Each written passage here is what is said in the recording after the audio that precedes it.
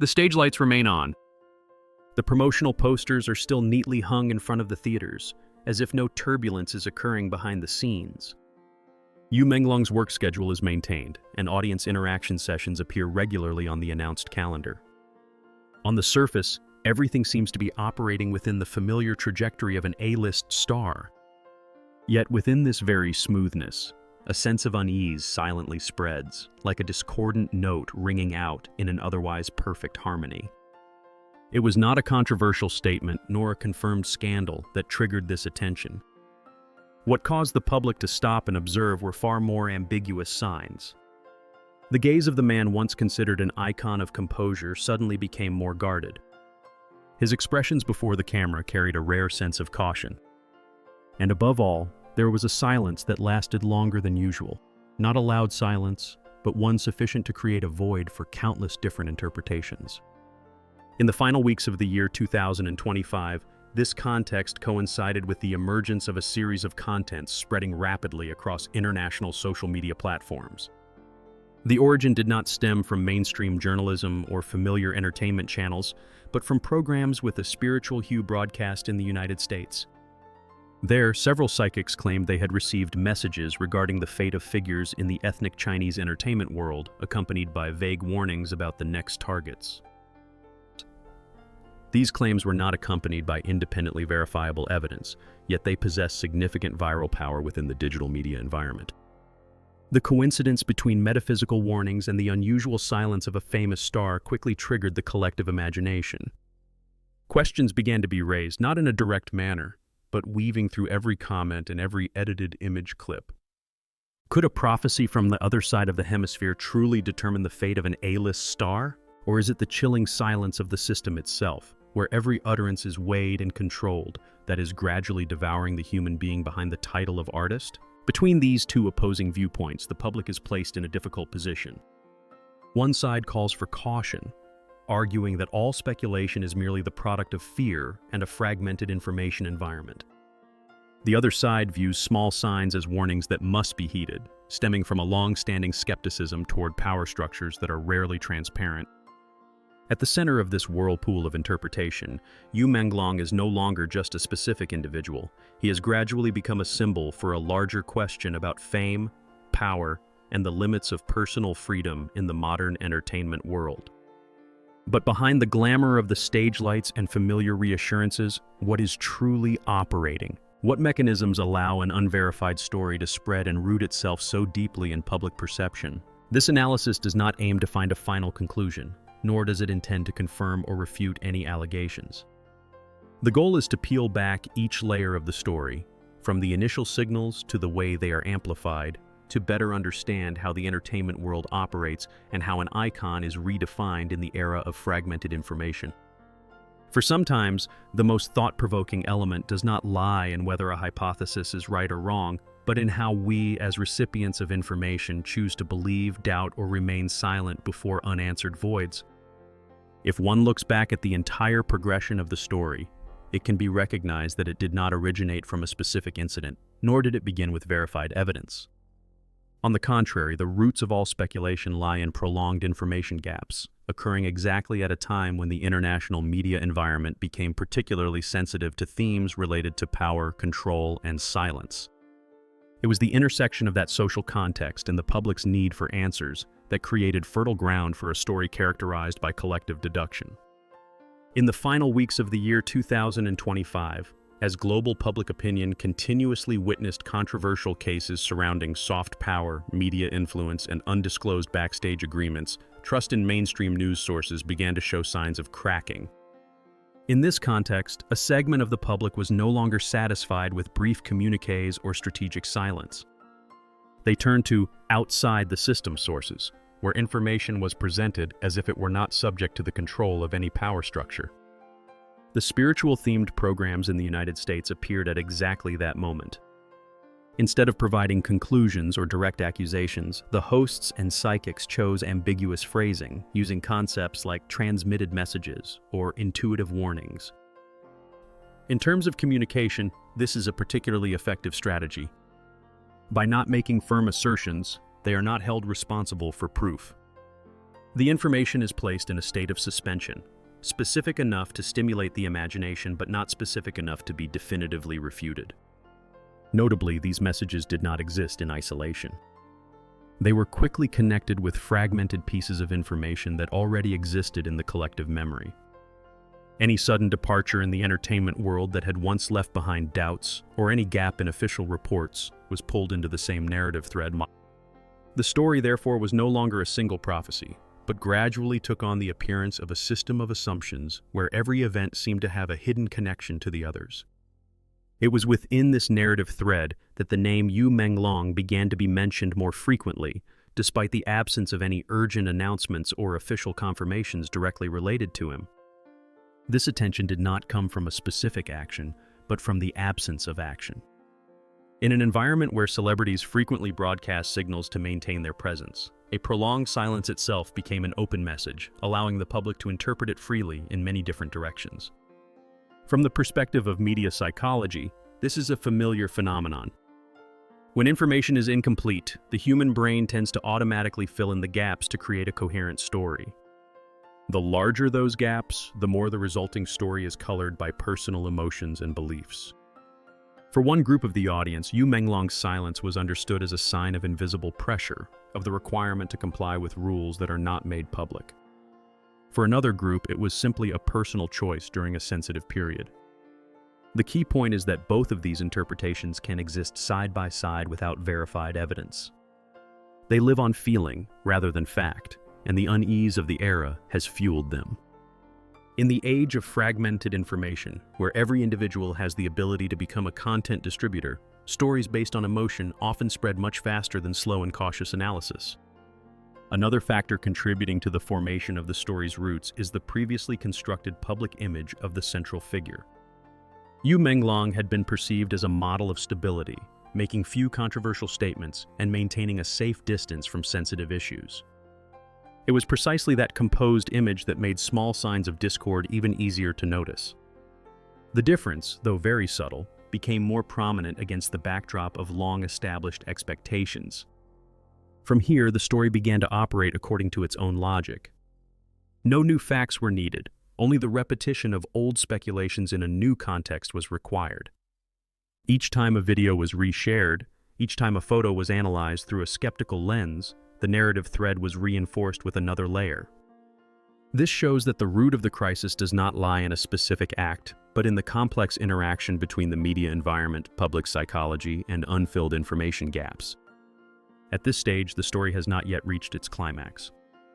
It is like a gradually accumulating cloud, carrying the energy of doubt and waiting for a catalyst strong enough to erupt. And it is from this foundation, when mass media begins to join in, that all interpretations will move into a completely different phase, where the speed of dissemination transcends the control of any individual.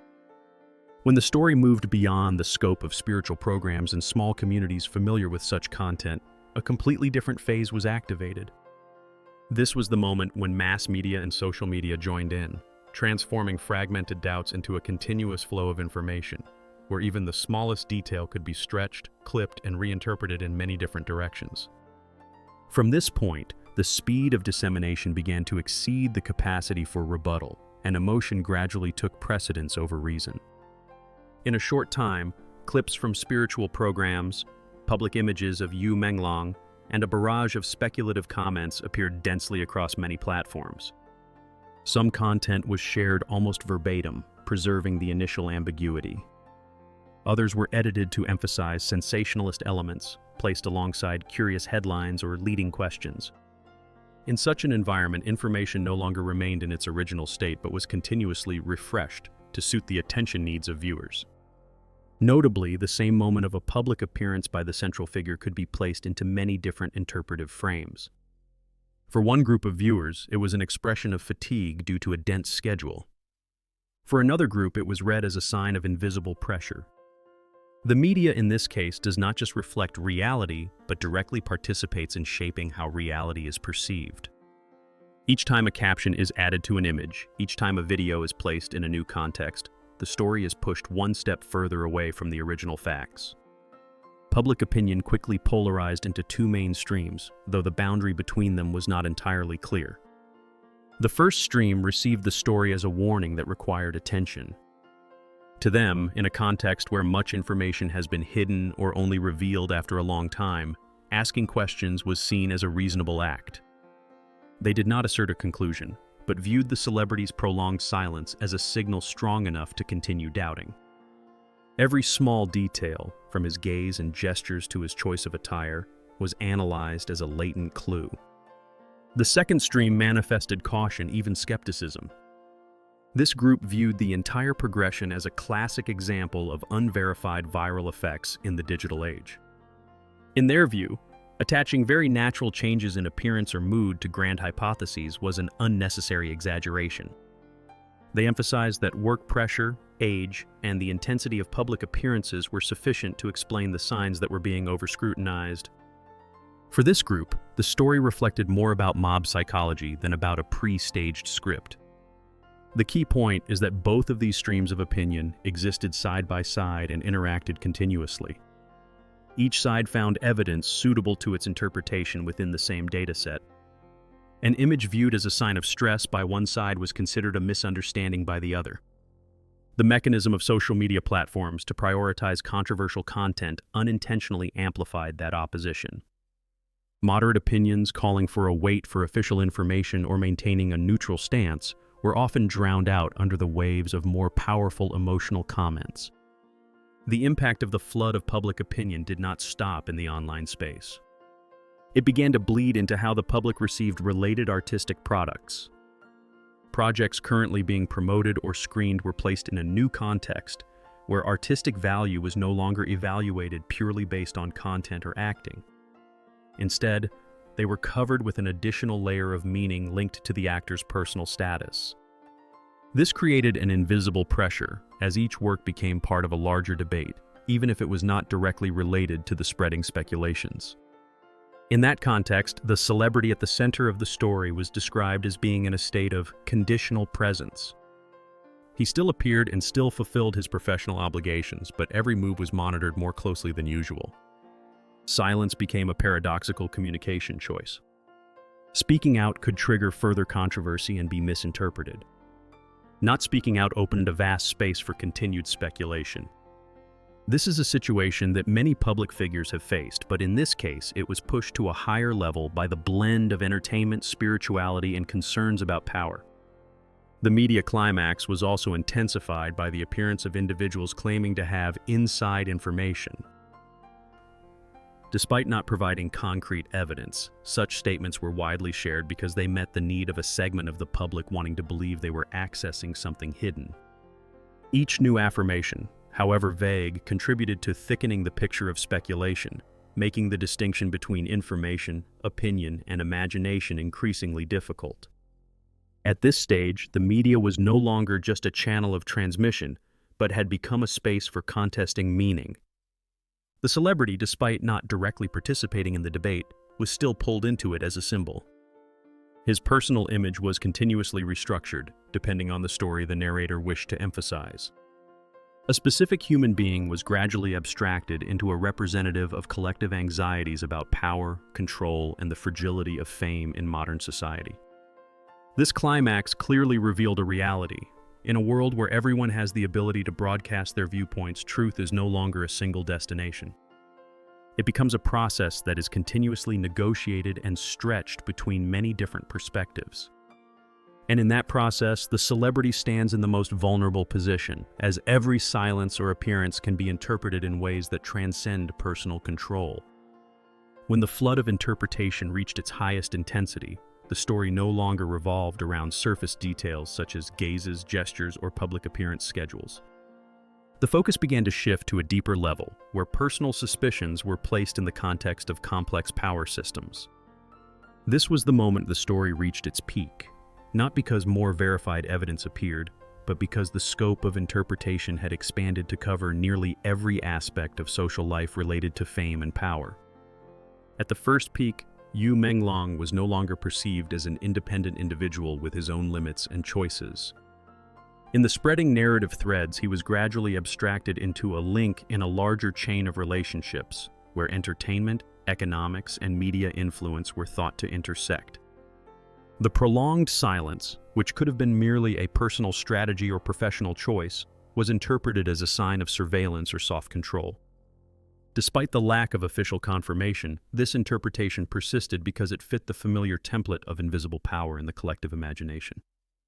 It was at this very moment that the celebrity's image began to carry a distinct symbolic quality. He no longer merely represented an acting career, but became the embodiment of a larger question. Do individuals standing under the stage lights truly possess autonomy, or do they only operate within pre-established limits? When fame reaches a certain threshold, is it still a shield, or does it become a factor that makes the individual more vulnerable to unnameable pressures? The second peak arrived as the story continued to expand beyond the scope of entertainment.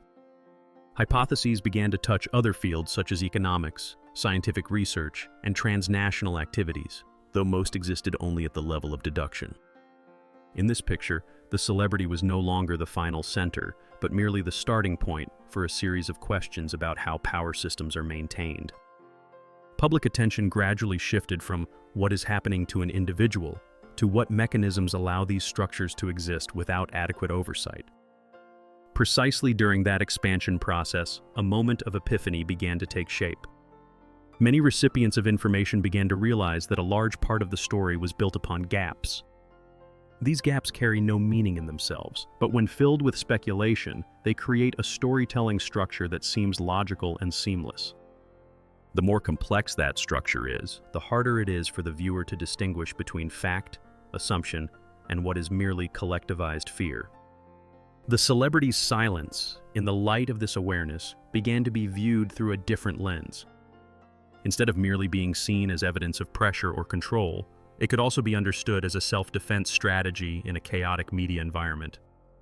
When every statement carries the risk of being misinterpreted, silence is sometimes the only way to avoid adding fuel to the whirlpool of interpretation. However, the paradox remains that very silence continued to feed the hypotheses that had formed previously. This moment of epiphany did not bring a definitive answer, but rather a shift in how questions were asked. Instead of focusing on whether a specific hypothesis was true or not, many began to question why they were so willing to believe in it. That question forced the public to face their own role in creating and maintaining power stories.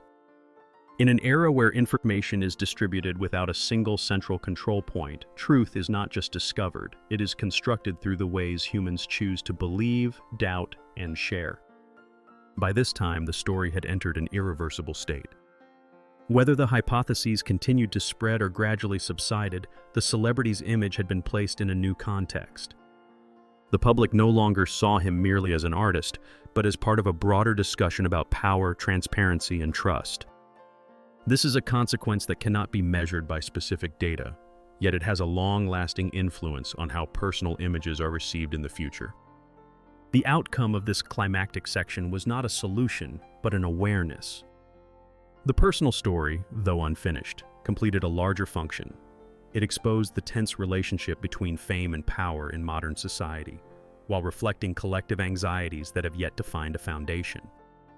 And it was within that reflection that the public was invited to look back not only at the celebrity at the center of the story, but also at the way they receive and interpret the world around them. As the waves of public opinion gradually slow down, what remains is not a clear conclusion, but the resonance of unanswered questions.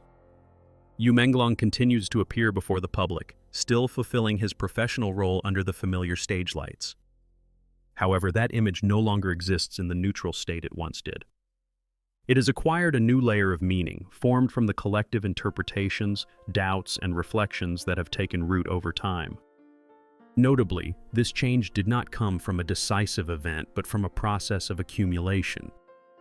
There was no shocking statement, no verified evidence to overturn the situation. Instead, the silence itself, combined with the fragmented media environment and the sense of unease in modern society, was enough to redefine how an individual is perceived.